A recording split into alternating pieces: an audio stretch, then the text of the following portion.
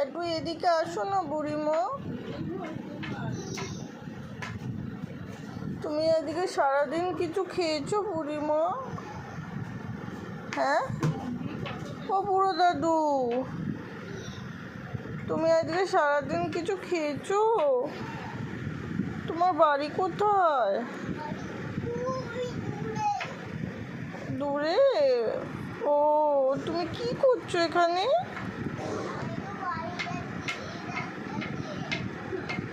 একটু এদিকে আসো না।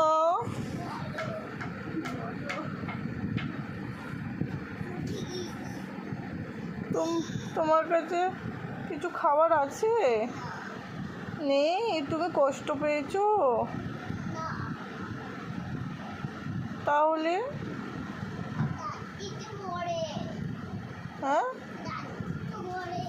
ও আচ্ছা।